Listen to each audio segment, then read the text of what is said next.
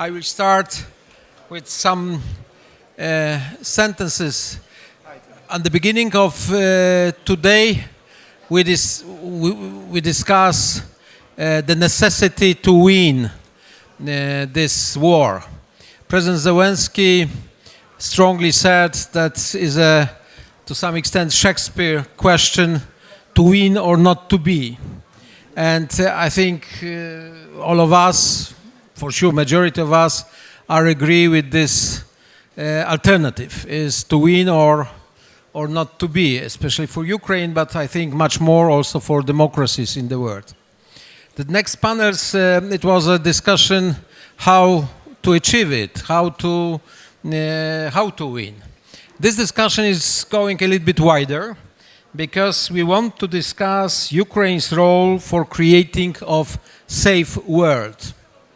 And I tell you personally, I have a problem with this safe word because, you know, if you don't know, I will tell you, I was a president of Poland in the years 95-2005.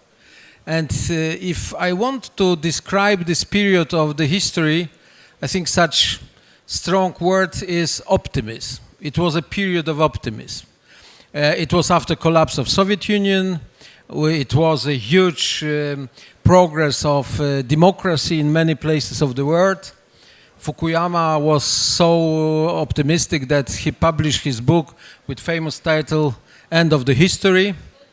I remember my meetings with those time, my partners, Bill Clinton, Tony Blair. I mentioned these two because they are good friends of our organization, of YES. And when we discussed enlargement of NATO, the answer was, why not?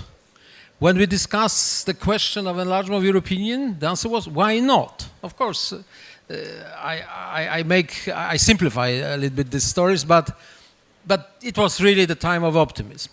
I think the first signal that we cannot be so much optimistic came with terrorist attack against United States 2001. Then we had increasing Putinism in Russia. Then financial crisis. Then migration crisis. Then pandemic. Then first aggression of Russia against Ukraine in 2014. And finally full-scale war 22. Of course, it would be also, here's simplification to say that after a period of optimism, now we have a period of pessimism, but something is a problem. The problem not only here, this is very dramatic, very tragic, very visible. We have Middle East, we have Chinese projects. So my first question to all of you would be, how you imagine this safe word? Is possible, or that is only the wish, or we should be more optimistic, or we have no reasons to be optimistic? This audience is very experienced, so you can be honest. You know, this is not necessary. Yes? No, I will do everything. That is still my introduction, and as you know, as you know, I'm unstoppable. You know, that is a problem. You know. So this is point number one to all of you. Before I will ask Andrii Yermak about this more also Ukrainian issues, I want to introduce that in our panel we have Andrii Yermak, head of the office of the President of Ukraine, Boris Johnson, Prime Minister. Yes, please, applause. Boris Johnson, Prime Minister of the United Kingdom. Applause. Mike Pompeo, 70th United States Secretary of State. And Kajsa Ollongren, and she is here in two positions. First, Minister of Defense of the Netherlands, 22-24, and from some days, new member of the board of Yalta European Strategy. So welcome, and thank you. And thank you for your acceptance. Andrii, the first question, how you imagine this safe word, and second, the Ukraine role, because of course you are in the center of these processes. we admire very much all kind of positive ideas, projects coming from Ukraine. We remember this idea how to deliver the grain for the other countries. You were very much engaged. You are the leading person in this peace conference which took place in Switzerland. Today we heard about President Zelensky's plan. Two questions. First, general, and second, Ukraine, and how Ukraine can contribute in this possible safer, don't say safe, but safer world. Thank you very much, Mr. President. And I'd like to start to say that I'm very happy to be in such great company with real big friends of Ukraine and my personal friends. Thank you very much for your support and help during all this period of time. For your question, first of all, it's necessary to start from the truth. After this full-scale invasion, it's necessary to say that all constructions of the security which exist in the world not work. Because it's not of this structure, not of these organizations can prevent the biggest war from the Second World War. And still we have, and we see that many international organizations, as Mr. President Vladimir Zelensky today said about Red Cross, unfortunately it's still demonstrated during all these more than 2 years and practically 3 years that they're not able just to very small things, just to visit it once to one prisoner of war of Ukraine. It's difficult to imagine, but it's true. It means that, of course, it's necessary after this war and not wait of this, but from this moment to start and to work for the build the new structures.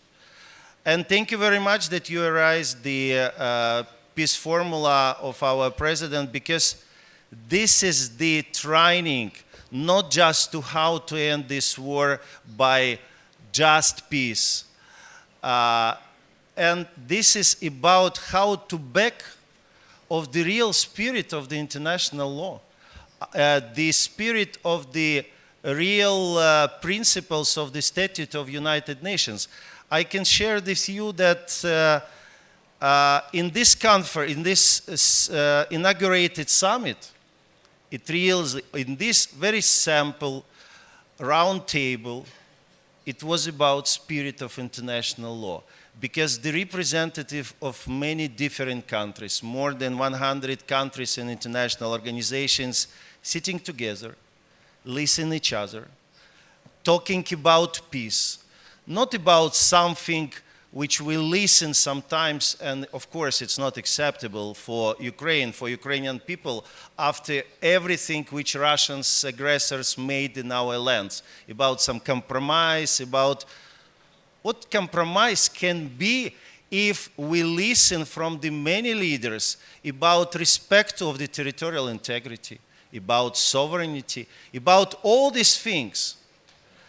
It means that if we're talking about structures or future structures of the security, of course Ukraine will be in the center of this. And Vilnius Declaration of the Security, and now many agreements, the Great Britain was the first, United States and many other countries with whom we already, Netherlands, we have the security agreements, and now it's created like a new platform from Washington. It's Ukrainian compact. It's about new structure of the security.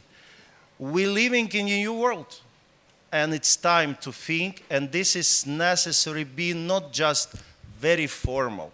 It's necessary to be very practical, especially for us. After this war, we don't believe in any papers. We just believe of real obligations and real guarantees. Thank you. Thank you. Boris, the same. Yes, thank you very much, Mr. President Alexander. Look, you asked the question, what can Ukraine's contribution be to world peace and stability, right? I think that was the question. And the answer is very simple. A Ukrainian victory will show the world in a very difficult moment, the worst conflict in Europe for 80 years, that the good guys can win. And the good guys will win. And that's the most powerful message that the world can possibly hear.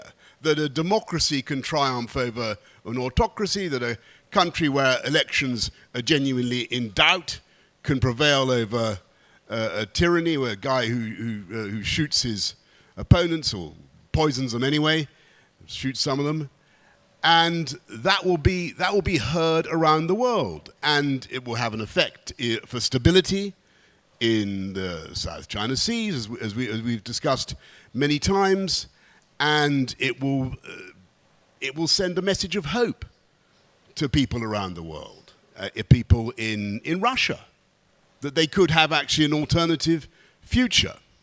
And as for the role the Ukrainians could themselves play in stability and security in the Euro-Atlantic area, it's obvious. You know, thanks to the heroism of the Ukrainian forces, they've been fighting for more than 2 years, almost 3 years. They are the most accomplished armed forces in the whole continent.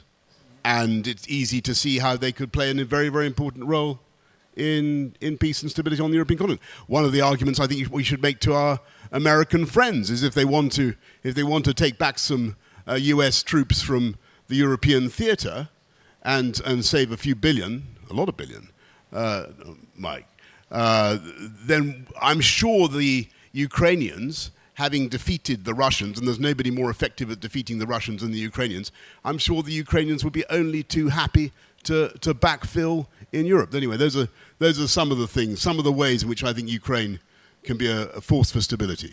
Yeah, we understand.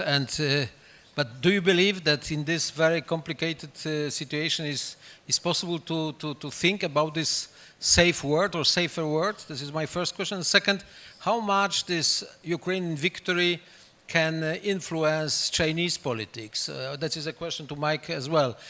Chinese politics maybe mitigate China a little bit. Do you have some insights about it? Sure. First of all, Chinese politics, I'm not sure there's a whole lot of democracy going on there, but in any event, they do have political constraints. And if there's one thing as a practitioner, forget the theory, what we all read in academia, if there's one thing as a practitioner I knew, it's what Andrii alluded to, which is it's great to have a 1994 declaration that says if Ukraine is invaded in exchange for giving up the nuclear weapons, we'll come support you. It's fantastic to have a UN charter, but when you've got at least one, probably two of the Security Council members crushing Ukrainian citizens, paper is not worth a hell of a lot. In the end, what really matters is it's the Middle Eastern idea of the strong horse. It is the idea that people want to be around winners. They want to be around victors. And the capacity to build that trust, security trust, economic trust, trading relationships, all of the things that build to what you're describing, Mr. President, as a safer world, fundamentally depends on not only substantive victory for Ukraine, but the perception that the good guys won, that the West won, and that this kind of behavior won't be tolerated. I could whip through dozens of examples. We think of the big ones. You mentioned China. Make no mistake about it. Xi Jinping is measuring how it is the West responds to aggression. There's 100% certain of that. It's also true that the Ayatollah in Iran is trying to figure out, are we really serious about protecting our friends? Can you really trust the West? Can you trust the United States of America to live up to the commitments that they have each made? When you lose that trust, you're in a vicious cycle to a much, much more dangerous world, a much less prosperous world. And then we should remember, too, it's not just these big fights. Think about how many places today in Africa there's risk. Think about what's taking place in our hemisphere in South America with Maduro. They're all watching. They're watching to see, does the West have the, I almost used an adult word. Does the West, my wife wouldn't be happy. Does the West have the intestinal fortitude to actually defend the things that they say really matter to them when it's not when it's easy. It's easy when it's easy. To do it when it's hard. To do it when you've got a partner and friends like the Ukrainian people who are fighting their guts out and who need you to ramp up and do the hard work in difficult times. If you bail in those moments as a practitioner, Godspeed getting the Kingdom of Saudi Arabia to be with you and not with the Chinese or Russians. Good luck convincing the South Koreans or the Australians or the Indians, whomever it is you're looking to the next time. If you walk away from this and don't prevail, I don't want to be the Secretary of State trying to deliver that outcome for our country or for the world if we don't do this, if we're not successful here. Thank you. Kajsa, the same questions. First, do you believe that safer world is possible? And second, Ukrainian role, Ukrainian place. Yes, definitely, I do believe that. And I believe that Ukraine is already, because I agree with Boris Johnson, what winning of the war would mean for the rest of the world, but already Ukraine is inspiring us. And I want to pay tribute to the heroes here on the wall, the fallen heroes, and also the heroes that are here with us today who are fighting. Because Ukraine has made its choice, and Ukraine's choice is for freedom and for democracy and rule of law. And those happen to be the values that all of our countries share. And they're very, very important values. And Ukraine shows us that they're values that are worth fighting for and that are worth the sacrifice. And that's why they earn our support. And the second thing, and it's a bit risky to raise this subject in the presence of Boris Johnson, but please forgive me, Boris, for doing so. Ukraine has also made its choice for the European Union. What it is? We've left a very substantial vacancy. No, I tell you, Bags of room. No, that is a good news for European Union because after UK we will have Ukraine, you know, and that is good. No, but also to warn ourselves, the European Union countries, that while we are complaining about Brussels and about the bureaucracy and about the costs, in Ukraine, people are waving the European flag because in Ukraine they know what the European Union is about. It's about strength. It's about democracy and the rule of law. And it's about being stronger together. And that's why I strongly believe that we should grant this future to Ukraine and have the accession talks starting as soon as possible. These are very important things that Ukraine shows us right now. It is an inspiration for, I think, for the future that we should all want. And then the third point is, of course, that we are learning from Ukraine. I was Minister of Defense, and what Ukraine has done in the field of innovation and technologies in the current warfare, the way they have freed the Black Sea, for instance, from the Russian Navy, the way they have developed a defense industry now that we have to learn from. The feedback loop is in our direction now, not in the direction of Ukraine. That's not only an inspiration, that is absolutely amazing. And for us, it's absolutely necessary to be present here in Ukraine, to learn the modus operandi, to learn the innovation and the techniques, and to invest in that defense capability. Thank you. Maybe to this round you have some comments.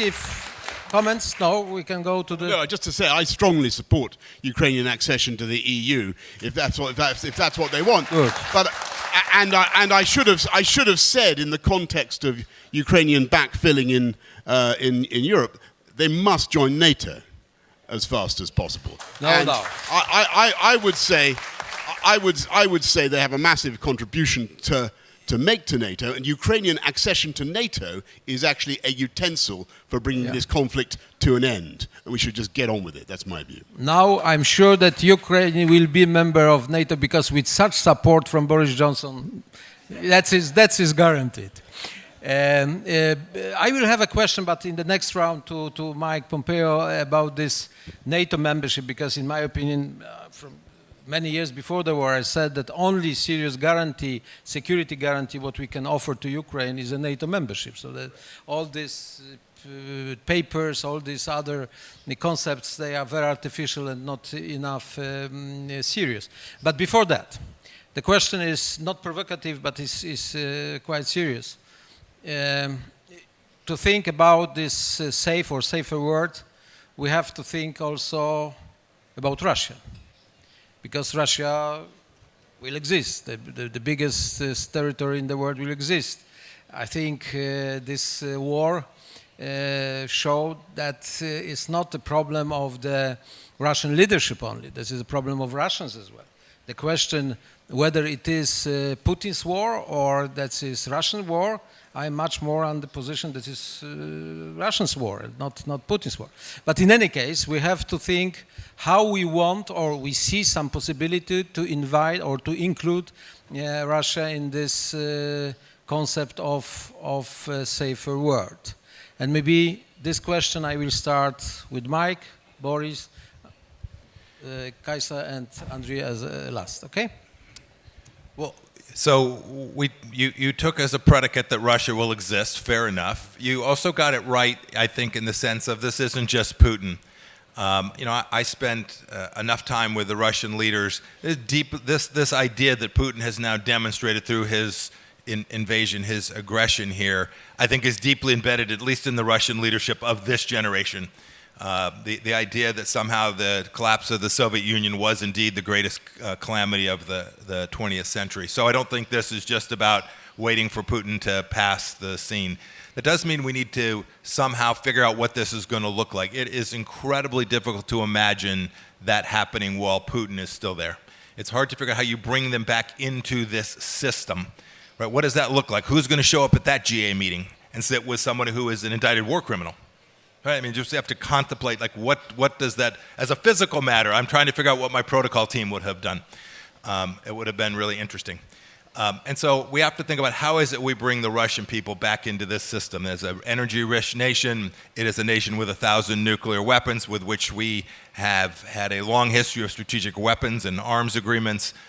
We have to figure our way through that. It is hard to think one's way through that while we're in active conflict with them. And so I think this is an issue that I'm not trying to slough off, but this is going to take time to bring them back into it. It is not the case that a solution, whatever that solution looks like, means that the next day we're gonna welcome them to the G20 or we're going to bring Vladimir Putin back into the circle of community of nations. He has forfeited that. And we all have to collectively think, what does that end up looking like? What model do we want? And I'll footnote this from America's perspective, in my judgment. We are far better off when the interests that diverge between the Chinese Communist Party and Russia are highlighted as the monks in between them. That is, there are very divergent interests. And when they're together, they have a massive nuclear stockpile, one of the most capable space programs in the world, a cyber power that is unrivaled. And so to the extent we can disconnect those two, my children and grandchildren, who will be trying to figure out our way through this, will have a Chinese Communist Party that is in a less sound position to threaten all of us. And indeed, for the next 25 years, I think that's the central threat we all have to contemplate, and Russia will be a piece of that, a fulcrum, one of the fulcrums for that. Okay, thank you, Boris. Yeah, well, I agree with a lot of that, but I think we've got to stop pussyfooting around with Russia and implicitly seeming to acknowledge that Russia can have any kind of say in the future of Ukraine or any other part of the former Soviet empire.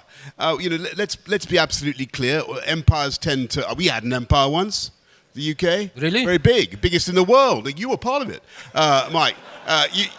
You guys decided to be free. You decided you wanted a different destiny. Ukraine decided that in 1991. We've got to be clear with Russia. Clarity is the greatest. That's why the NATO membership is so important. Be clear. Clarity leads to stability, leads to peace, right?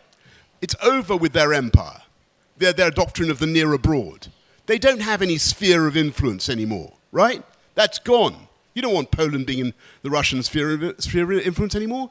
No more should Ukraine be anything like a Russian. It's over. Be absolutely clear with the Russians. We had an empire, we lost it. Grow up, get over it. You're going to lose it too, and Ukraine is choosing freedom.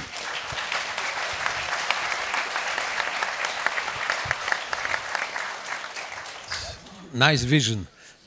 Kajsa. Fantastic. Well, of course, I mean, geography is what it is. So after the war, Russia will still be there. It will be a neighboring country to many of our countries, and we will have to deal with that. And so my concern is not only Russia. My concern is that Russia has turned towards these other countries, starting with North Korea, Iran, China, and that is what is emerging. So then we are looking at a whole different world, actually, with a different, how do you say it, a balance between various powers in the world. And that is why, well, we don't know if Putin is going to stay, we don't know who will be his successor, etc., but they're already in there. And that means that we are facing a threat that is not going away once Ukraine has won the war. And that's why NATO is so important, including Ukraine. That's why deterrence is extremely important. That's why US leadership is extremely important. That's why European defense is important. We have to keep that up. So we're not living in a safe world, and it's not, unfortunately, only the war in Ukraine. Thank you. I agree. Andrii. Yeah. First of all, I'd like to say that it's necessary to understand for some people around the world who is still living in imagination that Russia is a country of great culture or something else, it's necessary to look and maybe best to come to Ukraine, to go to Bucha, Irpin, Akhmadit and many other places. And finally to understand that now it's a country, it's a terrorist country. The second, it's absolutely understandable that Russia understands only the languages of force. We need to go to the peace through the force, but not through the compromise. Next, I think that it's really very important, and why Kursk operation and success of Kursk operation, it's extremely important because it's destroyed in many Russian narrative. First of all, they not go for with this war to protect somebody, because he is not able to protect just his for his populations. He thinking just about aggression. The second, it's destroyed that this monster.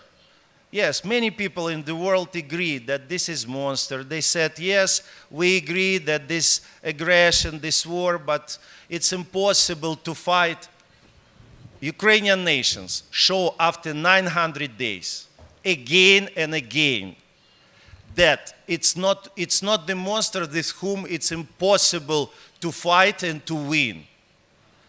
Next, I think it's impossible now to say about any escalations. What escalation is necessary more? It's necessary to help us and to give us everything which we need to really win this war. And the last, why important how to end this war? Because this is the examples and signal for all potential aggressors, for all potential country who want and to like to catch some part of another country. How ended this war? It will be the future for all the world, because it will be understandable. We're living by the rules on the base of law, of the base of some standards, of some human rights, of principles of the Statutes of United Nations, or we're living in the world without any rules. Yeah, true, but that is an additional question to you, Andrii. You know Russians probably better as other panelists. In many circles, the problem is that of course, the victory of Ukraine is necessary. That is the future of democracy and the West to some extent. But they are afraid that such defeat of Russia will create the atmosphere of humiliation and more imperialism, more aggression, and such behaviors. In my opinion, we speak about Putin because I know Russia not so good as Andrii, but quite well. In my opinion, Putin, of course, is a crucial person today for everything what is going in Russia. But I don't expect that maybe for a very short period we have some who will liberalize Russian politics. It happened in the history sometimes. But general line will be the same. After the Putin, we'll have some Putin, different Putin, or the Putinism will exist. You are not afraid about such scenario that we'll have still, even for the safer word, very aggressive, very imperialistic, very nationalistic country which can destroy the situation, especially using what is necessary, honestly to say, the weakness of our system, of our democracies, because we are not in the best shape. If you see many countries, including my country, we are not in fantastic state. You know, it's necessary to understand our weaknesses as well. What is your feeling? What is the instinct? We speak about the future. First of all, again, I think it's time to stop afraid and to stop thinking what in the mad head of Putin and his circle. It's necessary to continue to do our job for Ukraine, and we are doing this, our heroes, we are doing this job every day. It's necessary to do their job of our partners and friends. And again, we absolutely, and about this, the plan of victory of President Zelensky, which will be presented the first of the President Biden, it's how created the atmosphere. Then we not necessary to think what Putin agree, what Putin disagree, what Putin comment, not. It's necessary to give Ukraine everything which we need to make Ukraine strong and to have the possibility to go by the plans of the peace formula.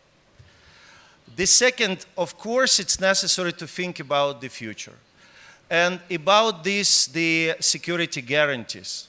And we try to negotiate and to sign such agreements with all our partners and friends, not just looking for current situation, but looking for the next period of time. But definitely, the most secure guarantee, it's a membership of NATO. I think that we have not any problems and not any difficulties to finally simply give the invitation Ukraine to be a member of the NATO. This will be simple and strongest answer to any challenges. Thank you. But I want to continue to other panelists. Of course, sorry for the simplification again, but what your instinct speaks, what after this victory, what we wish so much of Ukraine, what kind of mood in Russia we will have, more as in Germany after Versailles and First World War, or after capitulation in Second World War? How you can describe this? Sorry, capitulation, it's not our plan. No, I know that's not our plan. No, I speak our not... plan to win. No, your plan is to win, but you know, if some who is winning, some other is losing, you know, that's the case. And, you know, I'm sorry, but I want to have very frank, very honest discussion.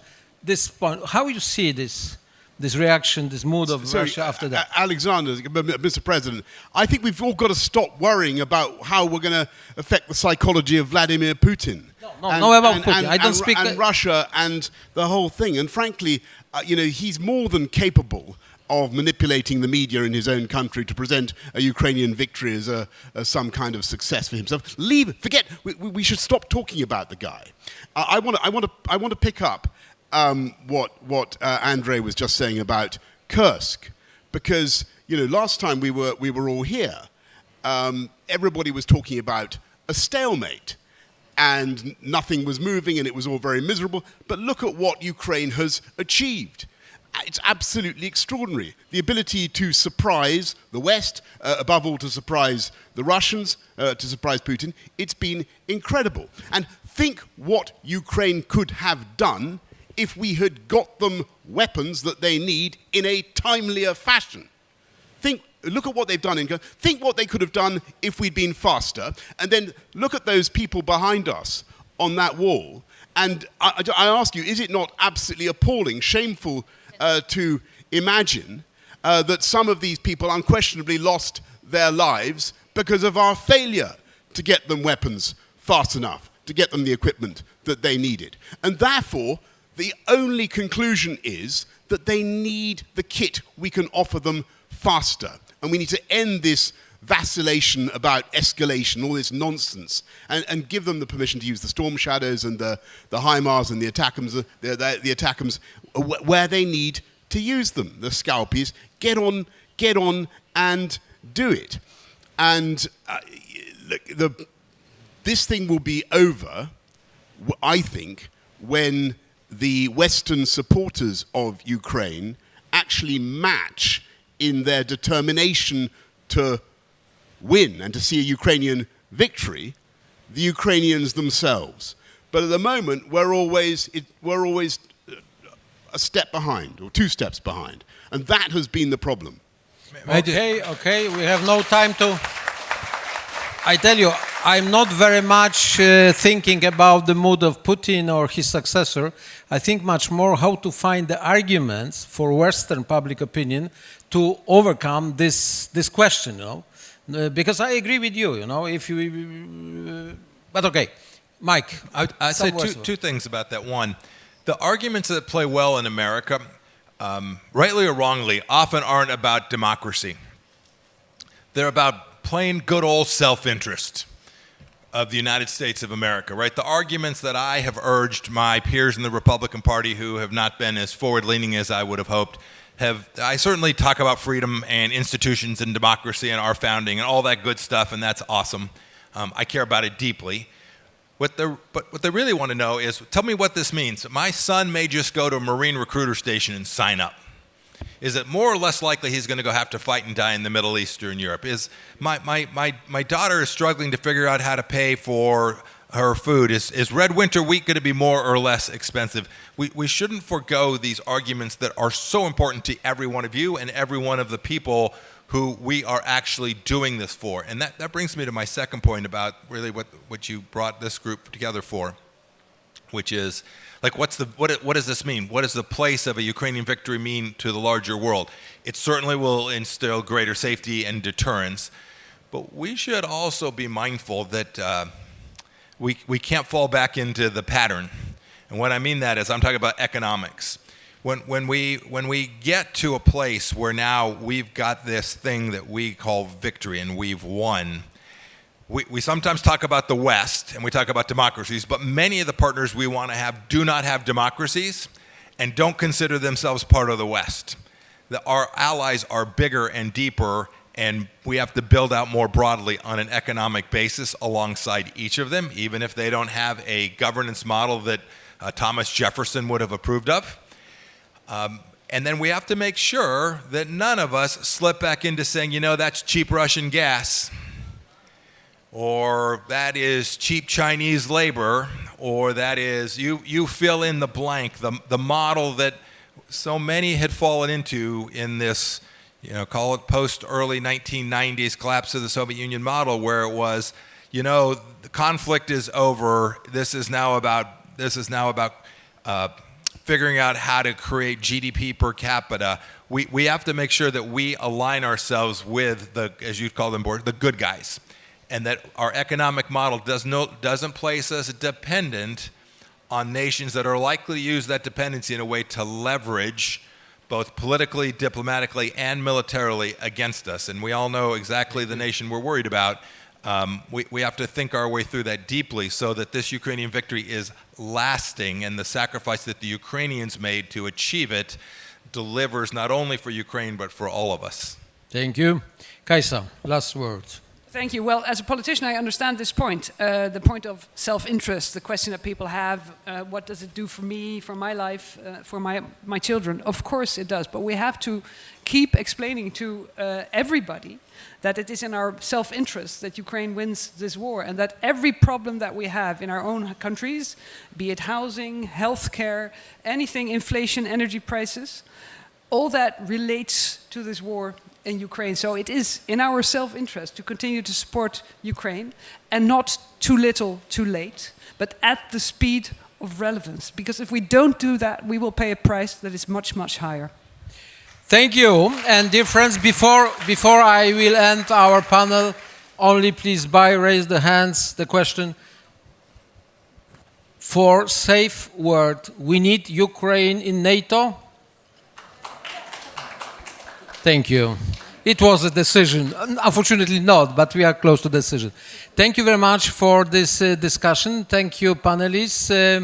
Kajsa, Ollongren, Andrii Yermak, Boris Johnson, Mike Pompeo. Thank you.